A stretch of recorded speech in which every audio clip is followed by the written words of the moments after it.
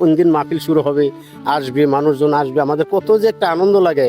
ভালোবাসা, অন্তর থেকে ভালোবাসা সৃষ্টি হওয়ার কারণে এখানে এসে সবাই কাজ করে।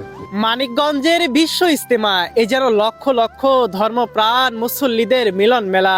সারা বাংলাদেশের প্রতিটি অঞ্চলের মুসলিম জনতা অপেক্ষায় থাকে কবে আসবে এই মানিকগঞ্জের পানে প্রিয় দিনী ভাইয়ের সাক্ষাতে। হ্যাঁ প্রিয় দর্শক, আপনাদের এই স্বপ্ন বাস্তবায়নে বর্তমানে মানিকগঞ্জ বিশ্ব ইজতেমায় গত বছরের তুলনায় এবার কি কি পরিবর্তনে আনা হয়েছে এবং এখানকার কর্মরত ভাইদের ভাবনা কি, সকল তথ্য নিয়ে থাকছে আজকের প্রতিবেদন। প্রিয় ভাইদেরকে দাওয়াতটি পৌঁছে দিয়েন, চলুন মূল পর্বে ফিরে যাই।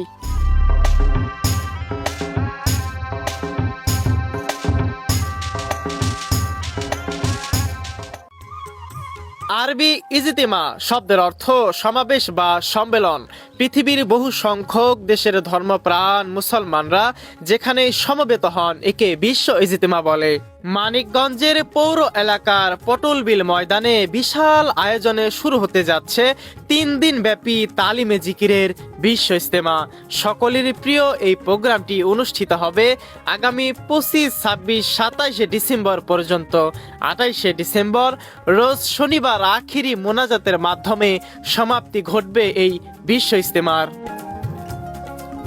এখন আমরা আপনাদেরকে নিয়ে যাব মানিকগঞ্জ দরবার শরীফের সম্মানিত পীর সাহেব হুজুর এবং দেশের বিভিন্ন ওলামায়ে কেরামগণ যেইখানে বসে কোরআন সুন্নাহর কথা বলে সেই স্টেজের কাজ কত দূর এবং সেখানে কর্মরত দিনী ভাইদের ভাবনা কি, চলুন জেনে আসি।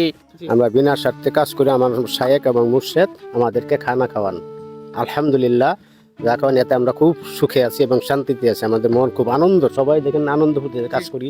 আচ্ছা, এই যে সারা বাংলাদেশ থেকে আপনাদের প্রিয় দিনী ভাই আসবে, তো একটি বছর পর আসবে, জি আপনাদের কেমন লাগতেছে? হ্যাঁ, আমাদের আনন্দ, আমাদের ঈদের আনন্দের চেয়েও বেশি আমাদের এই আনন্দটা।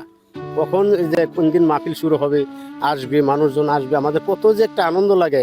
মানে এই যে সারা 2 মাস কাজ করার পরেও আমাদের শরীরে কোনো ক্লান্তি থাকে না, আমাদের আনন্দে আমাদের বুকটা ভরে যায়। আবার যখন মাহফিল শেষ হয়ে যায়, মানুষ যখন চলে যায়, তখন আমাদের মনটা খারাপ হয়ে যায়, আহারি আরো যদি থাকতো আর কতই ভালো লাগতো। গত বছর থেকে ইনশাল্লাহ প্যান্ডেলও বড় হয়েছে এবং কি আমাদের লোকজনও বেশি হবে ইনশাল্লাহ, অনেক বেশি হবে। আর আমরা কাজ করি বিনা স্বার্থে, আমাদের স্বার্থ হলো একটাই, আল্লাহ এবং রাসূলকে পাওয়ার উদ্দেশ্যে। ঠিক আছে, আমার শায়েখ ও মুর্শেদের বলিষ্ঠ নেতৃত্বে, মানে বলিষ্ঠ কণ্ঠে যা বলে, এই হিসাবে আমরা সারা বিশ্বের মতো একটা আলোড়ন সৃষ্টি করার লক্ষ্যে কিন্তু আমার শায়েখ এইগুলি করতেছে।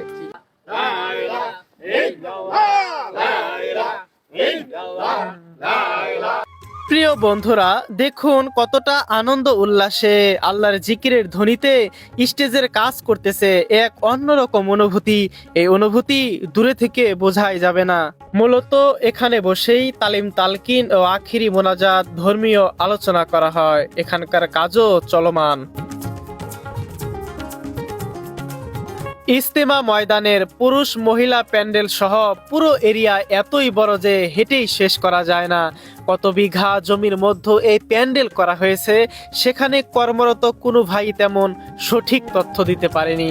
2010 সাল থেকে এই আয়োজন করে আসছে মানিকগঞ্জ দরবার শরীফ। বৃদ্ধ বয়সে ওনাদের কাজ দেখে অনুপ্রাণিত হয়েছি। নিজ গ্রাম পরিবার ফেলে রেখে দিন রাত পরিশ্রম করে যাচ্ছে মানিকগঞ্জ দরবার শরীফের বিশ্ব ইজতেমাতে। তাদের কাছে উদ্দেশ্য জানতে চাওয়া হলে ওনারা বলেন, আমাদের একটাই উদ্দেশ্য, আল্লাহ এবং তার হাবিবকে রাজি খুশি করা। কৃত্রিম ভাবেই তৈরি করা হয়েছে এমন পুকুর, এটাই মূলত ওযু এবং গোসলের জায়গা। কত চমৎকার টলটলে পানি, আলহামদুলিল্লাহ। এই যে যশোর থেকে মানিকগঞ্জে আপনি আসছেন, এসে কি পেলেন আসলে এই দরবারে এসে, যদি আমাদেরকে শেয়ার করতেন। মানুষ হওয়ার জন্য আরেকজন মানুষকে দিতে হয়, এই জন্য অনেকে বলে যে পীর ধরা লাগবে না। প্রত্যেক মানুষের পীর আছে, প্রত্যেক কাজে একজন উস্তাদ আছে। আল্লাহকে পাওয়ার জন্য একজন পীরের প্রয়োজন, সে পীর দেওয়া হতে হবে কোরআন হাদিস সুন্নাহর অনুসারে। আসার পরে তো পরিবর্তন, নামাজ কালাম জিকির আজকার সুন্নতের ভিতরেই তো এখন আল্লাহ পাক। আগে আপনার অবস্থানটা কেমন ছিল আসলে, কিভাবে চলতেন, কি করতেন? বেনাপোলের মানুষ আগে তো সারা বাংলাদেশের লোকই জানে, এই পথের কোনো আমার দিশাই ছিল না যে আল্লাহকে পাইতে হবে। জি জি। আল্লাহকে পাওয়ার জন্য যেন পিঠ ধরার পরে তখন একটা মানুষ আস্তে আস্তে তখন পরিবর্তন হয়।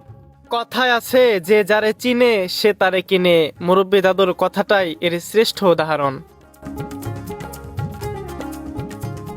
আমরা এখন চলে আসছি প্যান্ডেলের সর্বশেষ স্থান, যেখানে প্রায় 1200-র মতো স্টেঞ্জা বাথরুম তৈরি করা হয়েছে। জমির উপরে বাঁশের চালি এবং নিচে ড্রেন করে তৈরি করা হয়েছে এরকম স্টেঞ্জা। এইখানকার কাজও চলমান, পরবর্তীতে বিভিন্ন ধরনের ছালা প্লাস্টিক দিয়ে সুন্দর করে বেঁধে দেওয়া হবে।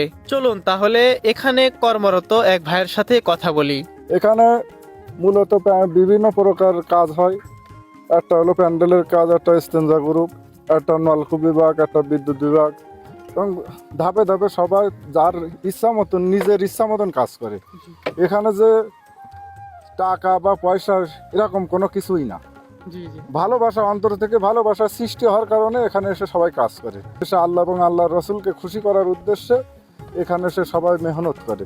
এখানে মূলত ওইভাবে হাতে গোনা না, কিন্তু 8 থেকে 12,000 মতো কাঁচা এবং পাকা উভয় বাথরুম ল্যাট্রিন তৈরি করা হয়। আসসালামু আলাইকুম ওয়া রাহমাতুল্লাহ। আপনারা দেখতে পাচ্ছেন কত সুবিশাল প্যান্ডেল, যার কোনো হিসাব নাই। এখানে কতগুলো খুঁটি এখানে ব্যবহার করা হয়েছে, কেউই বলতে পারে না যে এখানে কত শতাংশ জায়গা জুড়ে এরকম আয়োজন করা হয়েছে। আর আপনাদের সকলের দাওয়াত রইল, সারা বাংলাদেশ থেকে আপনারা আসবেন। আগামী 25, 26, 27 শনিবারে হবে আখিরি মোনাজাত। সুন্দর এই আয়োজনে হাজার হাজার ধর্মপ্রাণ মুসল্লিরা এখানে আসবে বলে আশায় আছে। আমরা আপনাদেরকে দেখানোর চেষ্টা করি সবসময় ভালো কিছু, ভালো মুহূর্তে। তো আপনাদের এরকম ভিডিও কেমন লাগলো অবশ্যই জানাবেন। দেখা হবে নতুন কোনো মুহূর্তে, দেখা হবে নতুন কোনো ভিডিওতে। আসসালামু আলাইকুম ওয়া রাহমাতুল্লাহি ওয়া বারাকাতুহু।